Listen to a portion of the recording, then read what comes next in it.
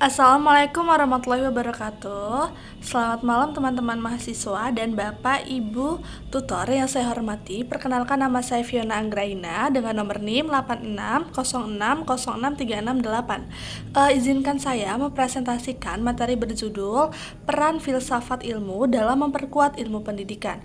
Banyak orang yang berpikir filsafat itu terlalu rumit dan jauh dari keseharian kita sebagai pendidik. Padahal sesungguhnya filsafat ilmu adalah fondasi utama yang menentukan arah, kualitas, dan kebermaknaan ilmu pendidikan itu sendiri. Dalam presentasi ini, saya akan menjelaskan hubungan timbal balik keduanya, peran filsafat sebagai alat analisis, serta contoh penerapan dalam dunia pendidikan. Yang pertama, bagaimana filsafat ilmu memperkuat ilmu pendidikan. Berdasarkan materi yang telah kita pelajari, filsafat ilmu berfungsi mengawasi dan mengkokohkan ilmu pendidik dari 3 sisi utama. Yang pertama, menguatkan eksistensi. Filsafat ilmu menjawab pertanyaan mendasar apakah pendidikan itu benar-benar sebagai ilmu. Melalui filsafat, kita merumuskan objek materi, objek formal, dan struktur ilmu pendidikan sehingga keberadaannya sah dan jelas, bukan sekedar kebiasaan semata. Yang kedua, menjamin keilmiahan. Filsafat ilmu memberikan kaidah berpikir logis, sistematis, dan rasional.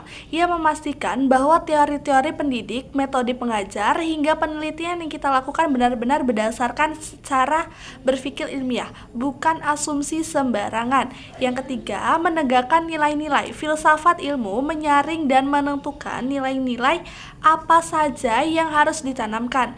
Ia memastikan bahwa ilmu pendidik tidak hanya mencerdaskan otak, tetapi juga berlandaskan etika, moral, dan kebaikan bagi manusia. Kedua, sebaiknya bagaimana pendidikan memperkuat filsafat ilmu. Hubungan ini tidak searah. Pendidikan adalah tempat penguji nyata bagi gagasan-gagasan filsafat. Ketika kita menerapkan pemikiran filsafat dalam proses pendidikan, kita memiliki apakah pemikiran itu relevan, bermanfaat, atau perlu dikembangkan lagi. Pengalaman-pengalaman nyata dalam dunia pendidikan menjadi bahan refleksi baru yang kemudian memperkaya dan mengembangkan kazat pemikiran filsafat itu sendiri. Jadi, pendidikan adalah wahana yang membuktikan dan mengembangkan filsafat ilmu. Selanjutnya, mengapa filsafat ilmu disebut sebagai pisau analisis dalam membedah persoalan pendidikan? Istilah ini sangat tepat karena filsafat ilmu memiliki 3 cabang utama yang berfungsi sebagai alat bedah tajam untuk meneliti masalah pendidikan hingga ke akarnya, yaitu yang pertama adalah ontologi. Ontologi ini adalah pisau bedah untuk meneliti hakikat masalah. Ketika kita ada masalah seperti rendahnya motivasi belajar pada siswa, ontologi menuntun kita bertanya, apa sebenarnya hakikat motivasi itu? Apakah benda fisik atau kondisi jiwa? Jawaban ini menentu cara kita memandang masalah tersebut. Yang kedua yaitu epistemologi atau bagaimana cara kita mengetahuinya. Ini meneliti asal-usul dan cara memperoleh pengetahuan. Setelah tahu apa masalahnya, kita bertanya bagaimana cara terbaik memahami masalah ini, apakah lewat tes angka atau melalui wawancara mendalam. Inilah yang membedakan pendekatan kuantitatif dan kualitatif. Epistemologi menjamin cara kita mencari solusi yang sah dan benar. Yang nomor 3 yaitu ada di aksiologi atau untuk apa pengetahuan ini digunakan. Ini meneliti nilai dan kegunaan. Kita bertanya untuk apa solusi ini diterapkan, apakah bermanfaat bagi manusia, apakah etis. Tanpa aksiologi, ilmu pendidikan bisa menjadi ilmu yang pintar tapi tidak berperasa. Jadi dengan ketiga alat ini, kita tidak hanya menyelesaikan masalah di permukaan, tapi membedakannya secara mendasar agar solusinya tepat, benar, dan bernilai. Agar lebih jelas, mari kita lihat contoh konkret penerapan dalam praktek pendidikan, misalnya dalam penyusunan kurikulum Merdeka yang kita terapkan saat ini, secara ontologi, epistemologi, dan aksiologi. Yang pertama yaitu secara ontologi. Penyusunan kurikulum mendefinisikan hakikat pendidik bukan sekedar pemindah pengetahuan, tetapi proses pengembangan potensi dan karakter peserta didik.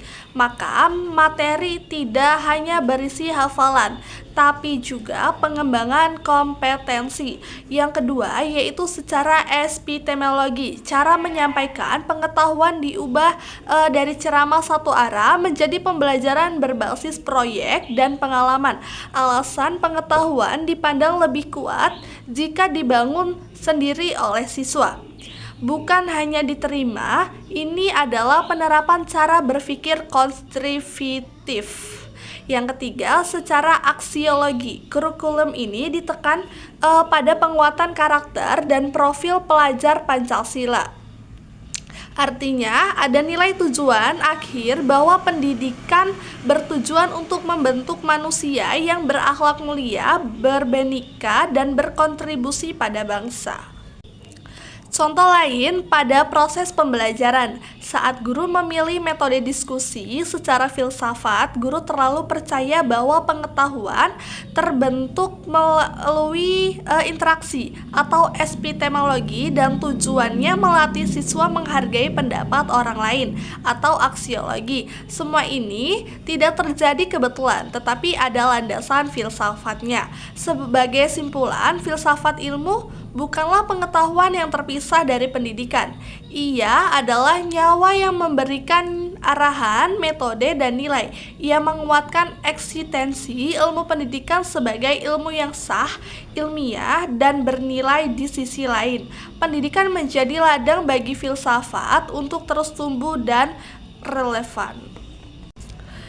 Dengan menjadikan filsafat ilmu sebagai pisau analisis, kita akan mampu merancang pendidikan yang tidak hanya cerdas sebagai akademik, tetapi juga mendidik manusia seutuhnya. Demikian pemaparan singkat dari saya. Besar harapan saya materi ini dapat memberikan gambaran yang jelas mengenai peran vital filsafat ilmu dalam dunia pendidikan. Terima kasih atas perhatiannya Bapak dan Ibu, teman-teman sekalian. Saya ucapkan wassalamualaikum warahmatullahi